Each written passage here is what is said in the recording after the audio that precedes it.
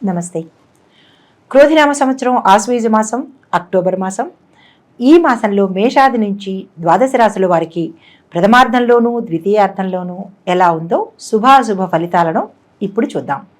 ధనుసు రాశి మూల 1, 2, 3, 4 పాదాలు, పూర్వాషాఢ 1, 2, 3, 4 పాదాలు, ఉత్తరాషాఢ 1వ పాదం.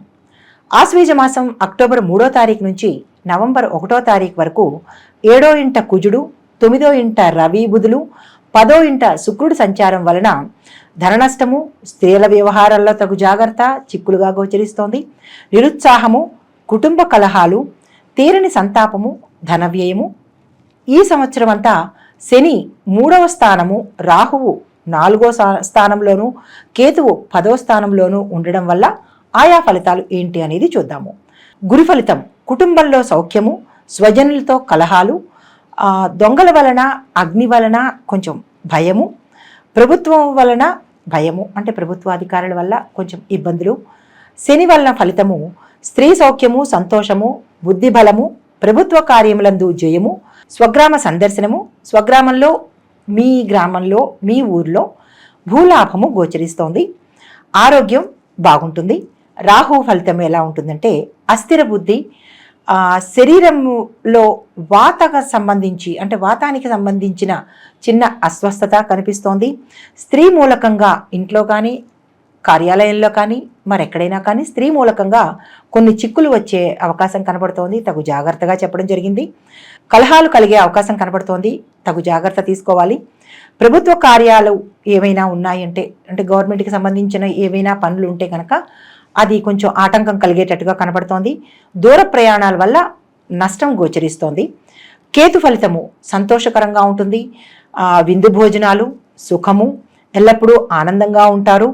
కష్టాలు తొలగిపోయి అనుకోని ధనప్రాప్తి, భూ సంబంధమైన ప్రాప్తి, గృహప్రాప్తి, పశు సంపద ఇలాంటివి గోచరిస్తున్నాయి. అంటే అన్ని లాభాలే గోచరిస్తున్నాయి. ఈ మాసం అంతా ఎలా ఉందంటే ప్రథమార్థంలోనూ ద్వితీయార్థంలోనూ ఈ మాసం మీకు చాలా అద్భుతంగా ఉండబోతోంది. ఏమైనా ఇబ్బందులు ఉంటే, గత మాసంలో ఏమైనా ఇబ్బందులు ఉంటే కనుక ఆ ఇబ్బందులు తొలగిపోతాయి. ఈ ఆర్థికంగా మీకు చాలా కలిసి వస్తుంది. బంధువులు, మిత్రులు, దూరమైన వాళ్ళు కలుసుకుంటారు. ఉద్యోగస్తులకు సహోద్యోగులతో అంటే మీ కో ఎంప్లాయీస్తో చిన్న చిన్న తగాదాలు, మాట పట్టింపులు అది కొంచెం పెద్దదానికే దారి తీసేటట్టుగా కనపడుతోంది. తగు జాగ్రత్త చెప్పడం జరిగింది. అయితే ఆరోగ్యం, గతంలో కనుక మీకు ఏమైనా ఆరోగ్య సమస్యలు ఉంటే ఈ మాసంలో సంపూర్ణ ఆరోగ్యవంతులవుతారు. మతపరమైన కార్యక్రమాల్లోకి మీరు వెళ్ళేటప్పుడు తగు జాగ్రత్త తీసుకుని వెళ్తే మంచిదిగా చెప్పడం జరిగింది. అయితే పోటీ పరీక్షల్లో కనుక మీరు అప్లై చేసి ఉంటే కనుక ఈ మాసంలో ద్వితీయార్థంలో మీరు సక్సెస్ సాధిస్తారు. ప్రథమార్థంలో అప్లై చేస్తే ద్వితీయార్థంలో మీరు సక్సెస్ సాధిస్తారు. అయితే తెలియని వ్యక్తుల వద్ద అతి చనువు ప్రదర్శించవద్దు. ఎవరైనా అన్నోన్ పర్సన్స్ కనుక మీకు తారసపడితే కనుక వారితో చాలా జాగ్రత్తగా ఉండడం మంచిది అని చెప్పడం జరిగింది. ఆహార విషయంలో కొంచెం తగు జాగ్రత్త తీసుకోండి. నిర్లక్ష్యం అనేది పనికిరాదు. అయితే ఇప్పుడు ఒక్కొక్క రంగం వారికి ఎట్లా ఉందో చెప్తాను. వ్యవసాయదారులకు ఆదాయం పెరుగుతుంది. కాయగూరలు పండించే వారికి చాలా అనుకూలమైన సమయము. మరింతగా ఎక్కువ కాయగూరలు పండిస్తారు. మీరు అనుకున్న దానికన్నా విశేషమైన లాభాలు వస్తాయి. తదుపరి కౌలుదారులకి చాలా మంచి అనుకూలమైన సమయము. నర్సరీ పంటల వాళ్ళకి, వాణిజ్య పంటల వాళ్ళకి ఈ మాసం చాలా అనుకూలంగా ఉంది. ప్రభుత్వం దగ్గర నుంచి సహాయ సహకారాలు ప్రథమార్థంలో కన్నా మీకు ద్వితీయార్థంలో వచ్చేటట్టుగా కనబడుతోంది. కొంచెం ఇబ్బందులుగా గోచరిస్తోంది. నిరాశ పడవద్దు. తదుపరి ఉద్యోగస్తులకు ఈ మాసంలో ప్రథమార్థంలో మీకు తిరిగే ఉండదు. మీరు ఎంత చెప్తే అంతే అవుతుంది. ఎంతటి అధికారైనా మీకు అనుకూలంగా మారే అవకాశం కనపడుతోంది. ప్రమోషన్లు వస్తాయి. తదుపరి రాని బకాయిలు అంటే ఏరియర్స్ లాంటివి ఈ మాసంలో మీకు వస్తాయి. ఫ్లాట్లు కొనేయాలి అని అనుకున్న వాళ్ళు, ఇల్లు కానీ ఫ్లాట్లు కానీ కొనాలనుకున్న వాళ్ళు ఈ మాసంలో ప్రథమార్థంలో కనుక మీరు అప్లై చేసుకున్నా లేదా ఆ ఆలోచన వచ్చినా మీకు సక్సెస్ సాధిస్తారు, కొనుక్కుంటారు. తదుపరి భూ సంబంధిత వ్యవహారాల్లో కనుక మీరు ఏదైనా ఇరుక్కున్నట్టయితే ఈ ప్రథమార్థంలో మీరు ఆగిపోయి ద్వితీయార్థంలో కనుక మీరు దాని గురించి పరిష్కరించుకోదలుచుకుంటే ప్రథమార్థంలో ఆగిపోవలసిందిగా సూచన. కోర్టు వ్యవహారాలు ఏమైనా కనుక ఉంటే మీకు సక్సెస్ సాధిస్తుంది. మీ వైపు అనుకూలమైన తీర్పు రావడం జరుగుతుంది. రియల్ ఎస్టేట్ రంగం వారికి చాలా చక్కగా ఉంది. ఈ మాసంలో ప్రథమంలోనూ ద్వితీయంలోనూ కూడా మంచిగా సూచన చెప్పడం జరిగింది. రాజకీయ రంగం వారికి మంచి అవకాశాలు వస్తాయి. ఆల్రెడీ రాజకీయ రంగంలో ఉన్న వాళ్ళకి ఉన్నతమైన పదవులు, వారు ఏ పదవిలో ఉన్నారో దానికి ఉన్నతమైన పెద్ద పదవిలోకి వెళ్ళే అవకాశం కనబడుతోంది. మంచి పలుకుబడి సంపాదిస్తారు ప్రజల్లోనూ, అటు అధిష్టానంలోనూ కూడా. తర్వాత అధిష్టానం వాళ్ళ ప్రాపకంతో, అంటే వారి యొక్క అభిమానంతో మీరు ఎన్నికల్లో పోటీ చేసి ఇంకొక పదవికి ఏదైనా మీరు చేయాలని అనుకుంటే ఎన్నికల్లో పోటీ చేస్తే విజయం మీ సొంతమవుతుంది.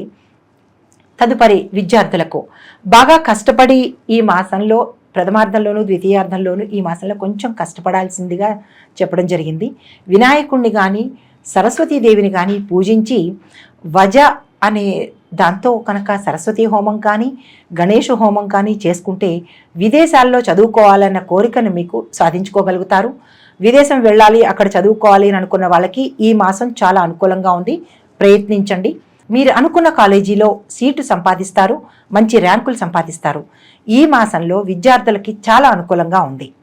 అయితే ఇప్పుడు పరిహారాలు, ఈ నక్షత్రం వాళ్ళకి శుభాశుభ మిశ్రమ ఫలితాలు ఉన్నాయి కాబట్టి ఆ కష్టాలని ఆ నష్టాలని అధిగమించడానికి చిన్న చిన్న పరిహారాలు సూచనగా చెప్పడం జరిగింది.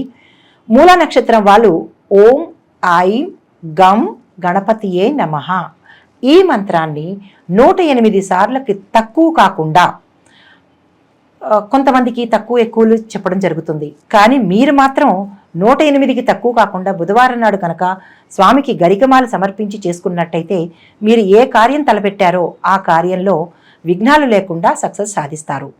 పూర్వాషాఢ వారు లక్ష్మీ స్తోత్రం కానీ శ్రీ సూక్తం కానీ గురువారము శుక్రవారము ఉదయం బ్రహ్మముహూర్తంలో కనుక లక్ష్మీ అష్టోత్రం కానీ ఓం ఐం హ్రీం శ్రీం మహాలక్ష్మీ నమః అనే మంత్రాన్ని 108 సార్లు చదువుకోవడం కానీ, చదవలేని వారు వినడం కానీ చేస్తే చాలా సక్సెస్ అవుతుంది.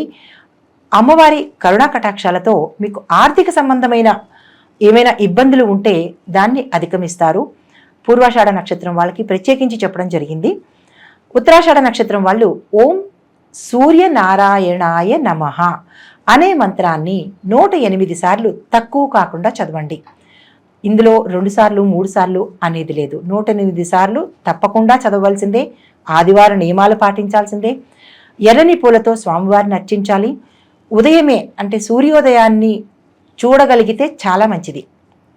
బద్ధకాన్ని విడిచి సూర్యోదయం టైం అప్పుడు సూర్యుడిని చూసి అర్ఘ్యమిచ్చినా లేదా సూర్యుడిని చూసి నమస్కారం చేసుకున్నా మీకున్న ఆటంకాలు కానీ, ఆర్థిక ఇబ్బందులు కానీ, ఆరోగ్యపరమైన సమస్యలు కానీ ఏమున్నా కానీ మీకు తొలగిపోయి మీరు అనుకున్న దిశ వైపు వెళ్ళడానికి అవకాశం కనబడుతుంది.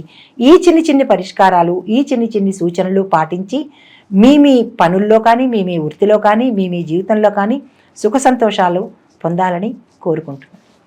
నమస్తే.